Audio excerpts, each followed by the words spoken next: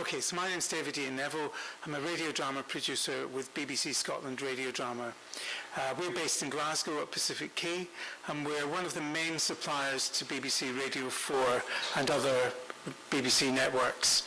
We make programmes, as I say, for Radio 4, Radio 3, Radio 7 and BBC Radio Scotland.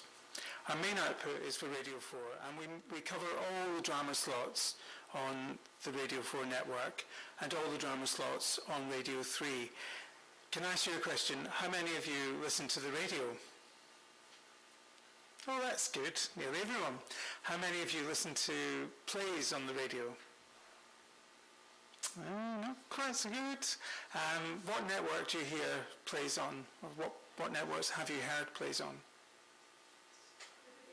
Radio 4 mainly, yeah. BBC 7, okay, so BBC 7 is the digital channel, and it runs a lot of archive material, some new material, but mainly archive material. But if you're already listening to Radio 4, then you probably know that every single day of the year on Radio 4 there are plays. Sometimes several plays during the day, but certainly during the week, every afternoon, there's what we call the afternoon play. And behind me, you can see the website for Radio 4, and obviously it's a great place to go to find out details about the plays. The afternoon play is one of the most popular slots on the network. It's at 2:15, there's always a 45-minute play. And these plays are listened to. How many people do you think? You can edit the silences together. How many people do you think listen to the average Radio 4 play in the afternoon? Sort of equal 6 million. 6 million. We wish. Well, I'll cut the agony. It's probably between 3/4 and 1 million people. Average 750 to 800,000 people, which is a huge audience. The King's Theatre in Glasgow, maybe that holds, 2,000, under 2,000? Someone told me that Parkhead, which I believe is a football stadium, holds about 68,000 people or something like that. So you can see just how big that audience is. Other programmes like The Archers, are you familiar with The Archers? They get about 1 million people listening to each episode. So radio drama is an incredibly popular medium. It always has been, and it still is. And people are listening in their cars, listening at home, listening at work, and of course now people listen on the internet, because all the drama programmes are available for 7 days after broadcast. So you can go online and you can listen again on the BBC iPlayer. One programme you can also get as a podcast, and that's The Archers. The Archers is now podcast. The episodes, I think, are podcast, and certainly the Sunday Omnibus is now podcast. At the moment, the single dramas are not podcast because there's still negotiations being done, I think, about the rights, with writers and actors. So what does BBC Scotland Radio Drama make? Well, as I say, we're main suppliers to all the BBC networks. We're based in Scotland, so obviously what we want to do is support writers and actors living and working in Scotland, whether they're Scottish or whether they're from any other country or culture. But we also work with writers from all over the world. Obviously we want to encourage people that are living and working in Scotland, but our basic aim is to do good productions, good plays. So if we get a good play from someone living in London, we like it, we'll do it. Equally, if there's a writer in Scotland who's writing about Indonesia or somewhere else, and it's a good play, then we would do it. Our basic remit is to provide good, entertaining, absorbing dramas for the audience. Many young writers say to me, or not so young, what is the BBC looking for? Well, what we're looking for is the writer's distinct voice and their distinctive take on a story or an idea. So we don't tell people what to write. We don't say to you, listen to Radio 4 plays and then write one exactly like the one you've heard. That's not what we want. We do want you to listen to the radio so you understand the potential of the medium. So just as if you wanted to write screenplays, we would expect that you'd probably go to the cinema a lot or get DVDs or whatever. And if you wanted to write for television, then I expect you'd watch a lot of television. And the same goes for theatre. If you want to write theatre plays, it's worth going to the theatre a lot. So for radio drama, we feel that people should listen to radio plays, listen to as many as possible. There's a huge eclectic mix of radio plays on Radio 4. One day you could get a very gentle comedy, the next you could get a real emotional soul-searching drama. So there's a real mix there, and we try to provide a good mix for the audience. And if we get something wrong, the audience usually tells us through letters or message boards.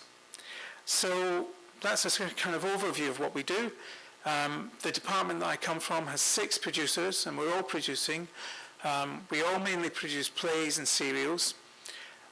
We also produce readings, and the readings are for slots like Book of the Week, Book at Bedtime. Book of the Week and Book at Bedtime tends to be published or newly published novels or factual. Book of the Week sometimes is factual books. But in the afternoon there's also a reading slot where sometimes we do readings of published stories or specially commissioned stories. And of course we also get unsolicited scripts and stories, and sometimes from the unsolicited material we choose plays to do, or indeed from the stories we'll sometimes do some of the stories. So that's what we do. You can find more details in publications like the Radio Times or indeed on the website. Our work for Radio Scotland consists of about 8 half-hour plays a year. Radio Scotland are now doing half-hour plays once a month. Usually, I think they're broadcast on a Thursday morning.